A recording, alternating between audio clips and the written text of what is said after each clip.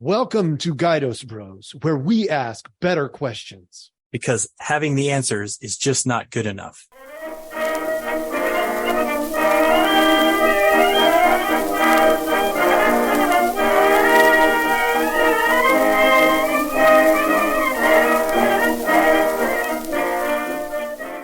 All right, everybody. Hello, I'm Jeremiah. I'm the brother. And I'm the other brother. Awesome. Today we always, when we meet, we have a question. Our whole thing is asking a better question. So I'm going to lead in with something that we've both sort of been hit by this week. I was having this thought, and the thought was, there's a million things coming at us right now. You know, the election is a year away. It's a big deal. And we're just getting bombarded with information. We have limited time, energy, and resources. Yeah, everybody knows that. It doesn't take a rocket scientist to figure out that we have limited time, energy, and resources.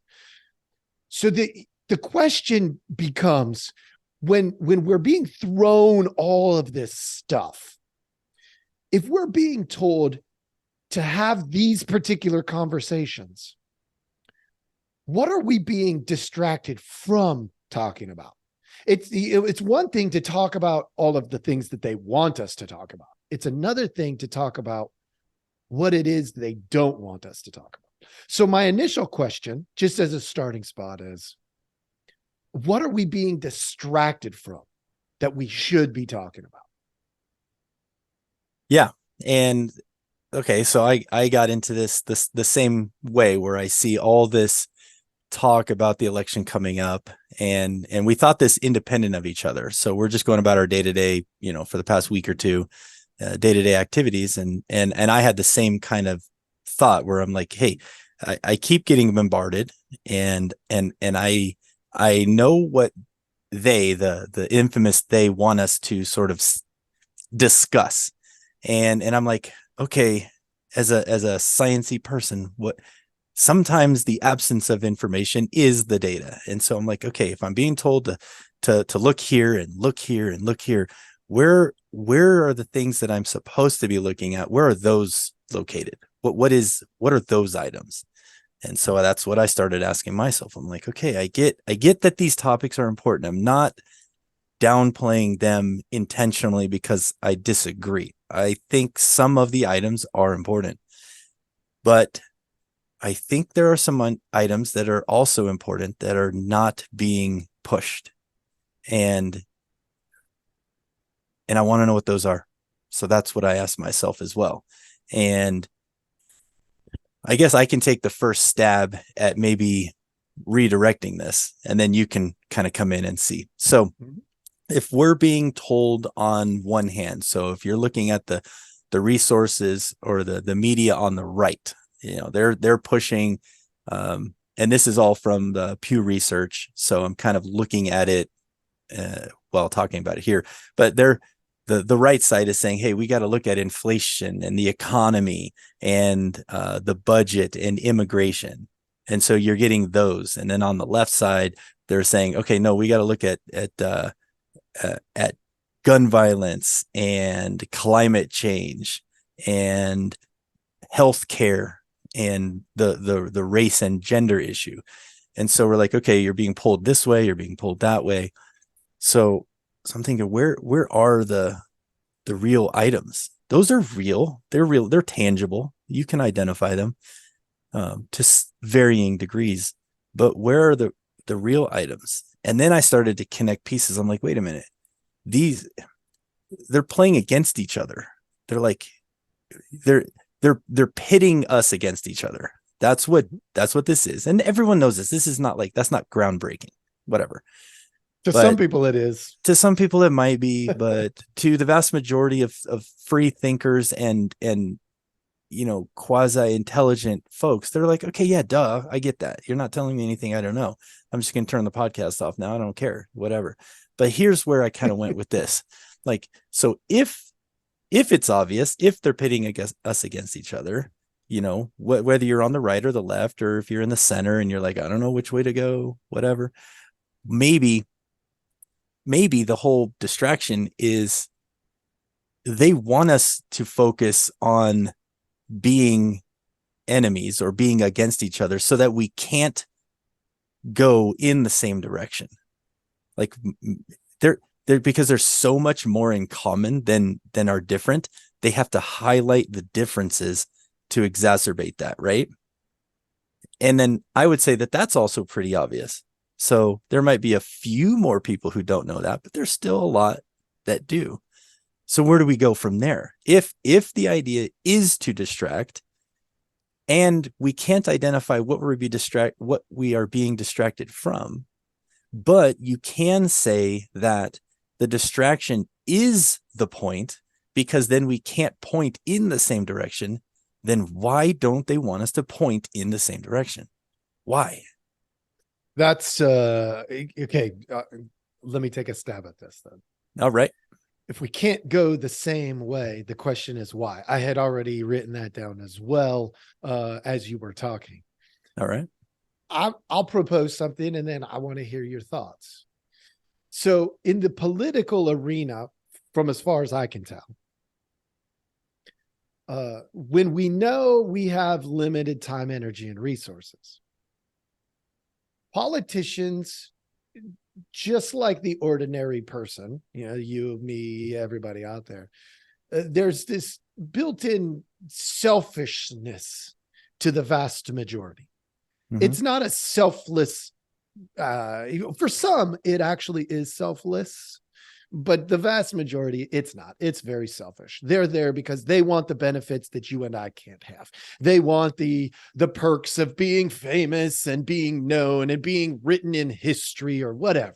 They have their reasons. They're selfish in a lot of cases, with very few exceptions. There probably are some exceptions. So if it's selfish, which I think is a reasonable starting point, because the vast majority, I think it's pretty easy to tell they have their own self-motivating purposes. Mm-hmm. Then maybe by creating enough confusion about what truly is important, I think about it in the aftermath of the election, they could do whatever the hell they want. Because they've promised 10,000 things. There is no way they're going to be able to do all of them. And they're contradicting each other. Not really, actually, because you said inflation, immigration, budget. Those are mandatory required pieces that they have to look at anyway. But if they stay silent to those, they can do whatever they want. Whereas they can come in hard talking about guns, climate, healthcare, race. And then when they get elected, well, we have to deal with inflation, immigration, and budget. It's not optional. We have no choice. Legally, we have to, because those are required parts of our job. And so now they can do whatever they want. They can be like, well, I know I said big on the guns, like we're going to get rid of guns. We're going to create these lists and all this stuff. But at the end, they can go, yeah, but I'm being shackled and I have to deal with these other things because they won't let me not deal with these things. And so now they have the freedom to go in there. Well, a couple of things. Maybe one, go in there and do not a damn thing, right? Sure. Because then you can be ultimately lazy and like, well, they won't, it's division, division. Or I can go in there, do whatever I want and say, hey, I was limited. I wanted to do these things that I promised, but I couldn't. Mm-hmm. So I don't know if that's what they're doing, but it seems like it doesn't seem like a big leap of assumptions. I recently, just side note, I recently did a conspiracy podcast, and I talked about the incremental, step 1 inch, step another inch, step another inch, step 2 inches, step 2 inches, step 4 inches. And pretty soon we're jumping over Grand Canyon side assumptions. Right. Yeah. Anyway. No, yeah, it's hard.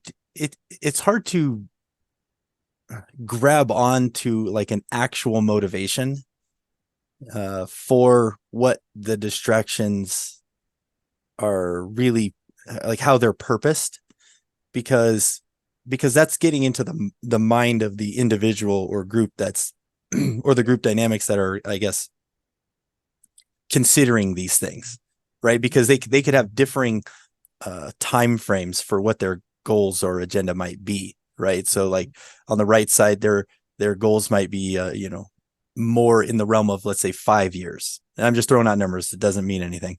And maybe on the left side, their goals are more 10, 15 years down the road, right? Like so if that's the case, then you can try to pinpoint what the motivations are. But if they're not, maybe the right side has a 25 or 30-year plan, and the left side has like a 5 or a 10-year plan, and now the motivations shift a little bit. And so you're trying to, since you don't know the ultimate objective, you can get snippets of it from time to time, but you can't really grab onto it, especially since even within the left or within the right, there's division. And with that, it makes it even more convoluted to figure out, okay, if these are the agenda pieces and their motivations differ so widely, then how can you try to understand why they want us to focus on this versus this? And that makes it super challenging. And quite frankly, I mean, that could also just be the point.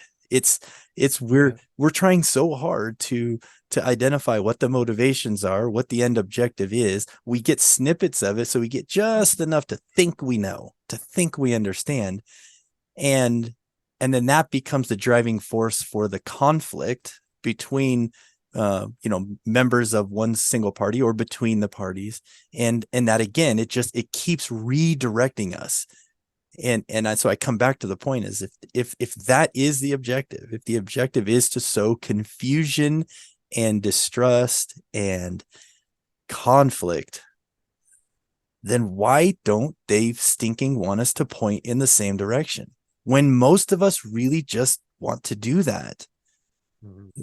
It's because you can't run a family or a business or a government if you're not on the same vision path. Mm-hmm. It doesn't work. That's why companies have vision statements. Does the US government have a vision statement? Okay. Well, that's an interesting question. I would say, yeah. You've got the Constitution, the Declaration of Independence. Yes. Now, but those things get marginalized today because they were created during a time where we were a lesser people, meaning we were the system was built during a time where we were expressing our racism in a way that was completely dysfunctional, unhealthy, unethical, and today it would be illegal, actually, right? Mm-hmm. And so we, I watch as people do this all the time. It's so frustrating to me. I watch as people say, well, that document doesn't matter because it was written during a time where racism was legal. That doesn't mean the vision was crap. It means the system, the way it was set up at that time, was crap, right? Mm-hmm, like, 3/5 of a person, who thinks that's reasonable? Today, that seems like, at the time, that was an incremental step better than what the world had ever seen before that. Because right. The idea of cross-contaminating cultures before that was like insane. Right. Like, no, you don't go and socialize with that group. Like, that was the mentality. And so, the idea that they were trying to mix things up was already monumentally different. That doesn't mean it was there. So you also said, you were talking about the motivations. And I got to say, it makes me wonder. So that was my little antidote. This is my question. We know that the disparity within a race is greater than the disparity between race. So, for instance, if you, this is, you can go look at this. I mean, this is all accessible research out there. The disparity between whites, let's say, is, say something like, a foot long, where the disparity between whites and blacks is 8 inches long. All right. Now that's an oversimplification, but because, you've got all these different categorical things to consider. That being said, as a framework, my mind went to that and then said, wait a minute. What if the disparity between Republicans is actually greater than the disparity between Republicans and Democrats? The within is greater than, or the disparity between the Democrats is greater than the disparity. And what we're doing is pitting each other, in terms of stance, the Republicans and Democrats, we're seeing this, we're putting each other against each other as if that's the bigger issue. But the bigger issue might actually be within the party itself. Yeah. So, okay. So what you just said kind of makes me think of, and maybe, I'm trying to formulate this question because I just thought of it, but what if, and we're not talking about gender specifically, but I'm going to use this as a thing. So if you were to ask a certain group of people how many genders there are, they'll say there are 2 genders and it's based on sex, and then that's it. And then others will say, no, there could be hundreds or thousands or infinite because it's on a spectrum. Right. And so, but in the same category, if you were to say, are you a Republican or a Democrat? They'll say, well, you're either one or the other. And then, then I might even use if you're an independent or a constitutionalist, they're like, no, you're still one or the like. Right. Because if you lean one way, that makes you that. So I'm saying, okay, so what if the spectrum is really within the political nature, not so much as, in the genders, right? So I'm not saying one's right or one's wrong, but maybe there's a spectrum. Maybe there's an infinite number of political categories and you fall somewhere in that. But one side will say, okay, and the other side will say not. So how, do you know where I'm going with that? Like, the whole spectrum conversation. Okay. So let's be clear. You brought up 2 things, so I got to address them both. I know. I'm going to start with the political conversation. It has to be on a spectrum. To me, from where I sit, there's no other way it can be, because so fundamentally what we have is some people who lean towards the way to run things is A or B. That's what they're saying fundamentally. One is a top down, one is a bottom up.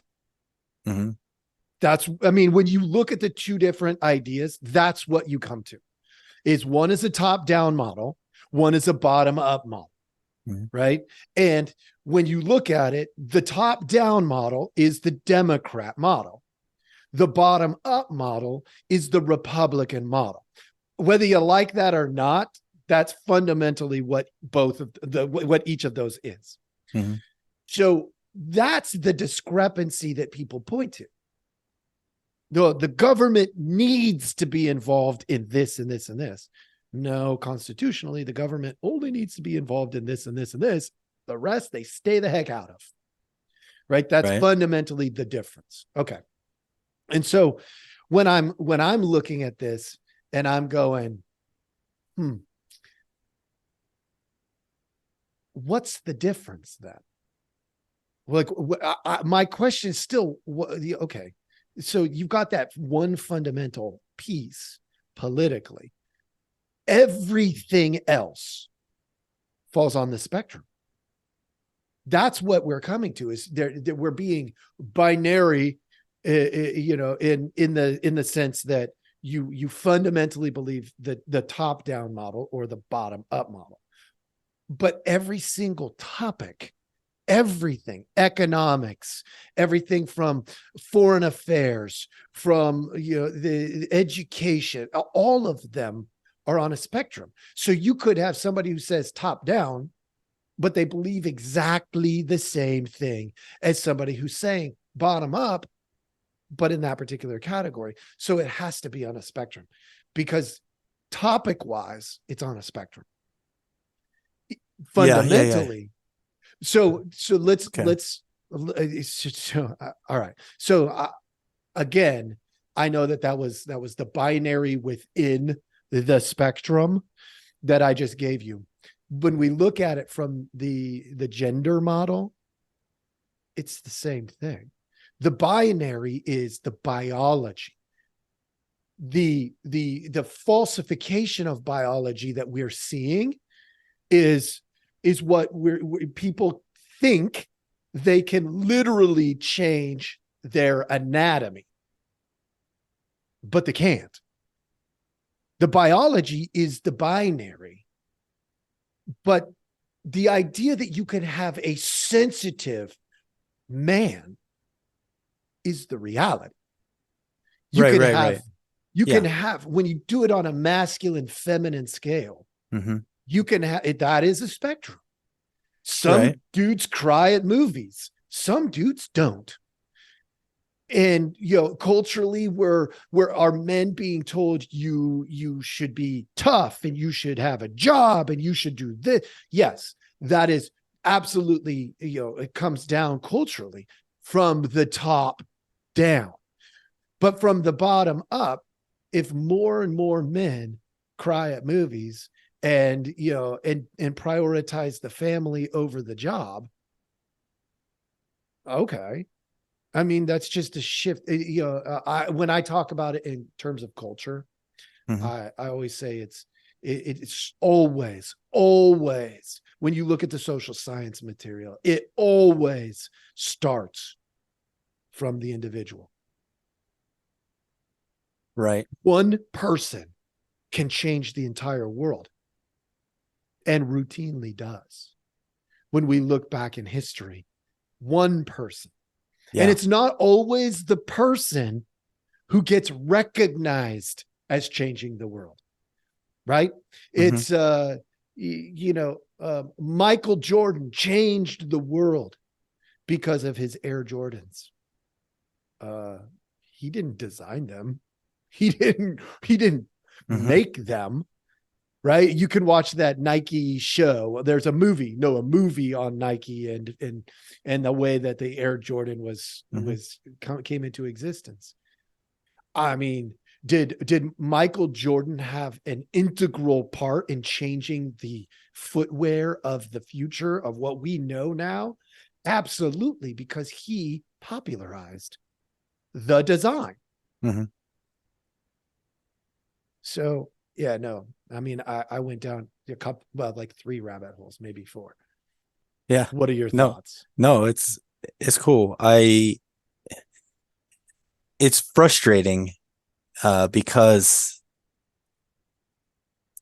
you want to think that we all can get on the same page while still differing in our specific views of certain things.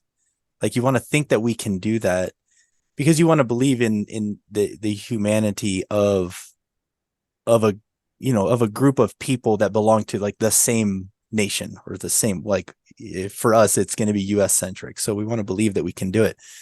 But when we're being bombarded with information that are trying to pit us against each other rather than finding common ground and pushing forward, it's really frustrating to think that so many of us buy into that and then do exactly what it feels like we're being pushed towards, because we're going to have an election and it's going to be very adversarial, and it's really sad to think about. I guess my biggest takeaway from what you said is that if we don't have a vision statement and the same direction is towards the idea that the Constitution was written very well in a time where we weren't at our best, and we still might not be at our best, but we're moving towards our best, then we got to get back to what that vision statement is. Just like every company that you read about that falls by the wayside and makes a comeback story, they always say, well, you know what we did? We said, let's get back to the basics. So let's Right. find our vision statement, which was actually written very well originally, and we moved away from it. Let's go back to that and recover what we once were and make us and become better. And you think of that, like my favorite book, hands down ever, I read in 5th grade is My Shadow Ran Fast. And it's all about the belief that you can royally jack up your life. You can start wrong, like the vast majority of this world started wrong. They were wrong in China. They were wrong in Europe. They were wrong in Africa. They were wrong everywhere, but can we be better? Can we learn from each other cross-culturally, even within our own mental framework? Can we become better people? And, well, let me go back to My Shadow Ran Fast by Bill Sands. I want to give you the full reference, because he screwed up his life. He went to prison, did this, and he became reformed and a better person. Can we become a better group of people here in America? Can we do that? Yes, we can, if we recover our vision statement, the U.S. Constitution. I've seen the stickers and the memes that say, it does not need to be rewritten. It needs to be reread. It needs to be reread in the context of, let's understand it for what it was and what it is and what it could be, and get back to that, because we the people was not gender specific. We the people was not race specific. It was written broadly enough to encapsulate the humanity, humans, people, right? That's what it was written as, and it did it wrong, but it can do it right. And we are where we are now because of that, and we can be better. And it needs, you know what I'm saying? Like, and that's so I guess my final question is, can people be pointed in the right direction, the same direction, and recapture our vision statement and stop being distracted, which might be the ultimate goal? Can we do that as a group? I guess that's where I'm going to leave it. Yeah. Okay. So let's take a stab at that. Cause I think, there's this trans theoretical change model. And it was interesting. I wasn't expecting this to come to my mind. I was actually going a different way, which I may come back to. But the idea, okay, so in the trans theoretical change model, the idea of how people change or grow, right? It's a growth model is essentially what it is. You have this pre-contemplative state. So it's like, I don't even realize anything's wrong. I'm just here we go. There's a blindness, we've got, we always have blind spots to a degree, less than, less as we open our minds to the possibility that we're blind, more if we pretend we know, right? Mm-hmm. So, pre-contemplative. That means I don't even realize I'm just naively going through the world. Then you go to contemplation. That's the idea of, I'm open.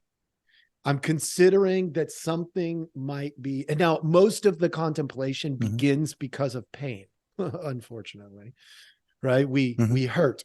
Now, some people get really good at saying, I am going to pay attention to the pains of others so that I can grow from their experience, as opposed to wait until I'm suffering the way they are suffering.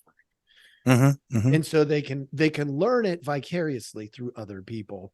But most people, they don't function that way. That takes a lot of practice of like, okay, I've Mhm. had this pain, but I, even though I'm experiencing it, I've experienced this by seeing or experiencing others in relationship with Mhm. others.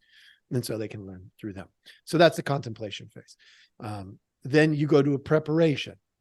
Okay, I clearly can tell something is wrong because I've contemplated it and I stayed open to it. And here's what I believe, what I think, what I feel like it is, right? All these different ways of getting to the point of preparation. Now I got to do something about it. And so I go into this preparation or planning phase. And then I go, and then I go into this, okay, now I have a plan, right? That would be like the vision. Mhm. And then I go into the action phase. Right? I've got to put it into action to vet it out, to test it out. In the science model, that would be, okay, I'm going to run the experiment. Here we go. I think I'm onto something. I'm pretty sure I'm onto something because I did my work there at the contemplation phase and all of that stuff. And then, so I go into that. And then the very last part, and this is the part that most people, in my opinion, suck at. So you go pre-contemplation, contemplation, preparation, action, maintenance. You have to have a review process. Mhm. You have to. It's not optional. And we suck at that. We're like, well, I tried. And they go back into the pre-contemplative state of mind. But if you do this model right, it may start pre-contemplative. You never return there. You go to maintenance, you go back to contemplation. You go to maintenance, you go back to contemplation, and you keep that loop going. And that's the growth model. Right now, as something Mhm. else comes into our purview, we then will take that. Well, so I guess my question is, how do we wake people up to having a vision at all? Which led me to the part where I thought I was going to go directly to it, but then you kept going with that other stuff. Mhm. And I said, how many people have their vision? Like literally written down. Over the last, I don't know, 10 years or so, I have routinely gone back to this single document that I've been working on. I call it Jeremiah on the issues. And I think the politicians have given you all, me, you, Jason, Mhm. also, a format. Every one of them does a me on the issues. That's what I've titled mine too. And I'm Mhm. not a politician. But if every citizen that can vote, every citizen that can vote were to do a your name on the issues, you would have your vision and you'd be able to identify people more easily who share your vision on the issues. Okay, so yes, and I know we're about ready Yeah, to yeah. wrap this up, but Yep. I th- I like that idea of having your vision on the issues, but I think you have to back up one step right before that to have the principles or the foundation in which you're building those visions. I think you need to be clear. You don't have to tell everyone what those are, but you have to be clear in your own mindset what those principles are that build your vision on those. So Yep. you know how like companies they'll have the they'll have like a these are our guiding principles. Yeah. And then if they do it right, those guiding principles will flow into a vision statement, and Right. they'll align, and then that vision statement will flow into a mission statement, and then all three will align. Because if they Yes. don't align, then there's no, then the foundation is broken from the beginning. So you have all three. And then if you do it even more right, each department within that organization has their own mission statement, and their guiding principles. They should all align right to that same vision and mission statement, right? So if you do it right, they all encapsulate what is the ultimate goal, which points us in the same direction. Mm-hmm. And so I think it could be something that I'm just wondering, like, it could be something where do the viewers even want that? Like, because I could tell you sort of mine, right? And maybe not right now, but I'm just curious if anyone is listening, is like, do you care? I mean, do you want to know? Because I kind of have my guiding principles. I have just label them. Do it. Like right now. Yeah, go. Be on time, do things right, know your job, and make things make sense. Those are my 4 guiding principles. That's interesting. That guide me in how I run my own personal life, how I work with my family, how I run my business, how I teach, lessons in class or whatever it is. I do those 4 things, and those 4 point me in the right point. They make me guide what I do constant. Okay, so yeah, I'm going to challenge you here. I know we got to get wrapped up here, but Yeah. I'm going to challenge you on this anyway. Yeah, because those are values. Principles are the things that make you pick those, in my view. Like, okay, yes. True. So my principles, or my pillars, I call them pillars or principles. Mine are God, family, friends, which family and friends goes in one link. Sure. It's my calling. So I used to call it my work, but I call it my calling, because if I'm not doing the mission that's for God, it is just work.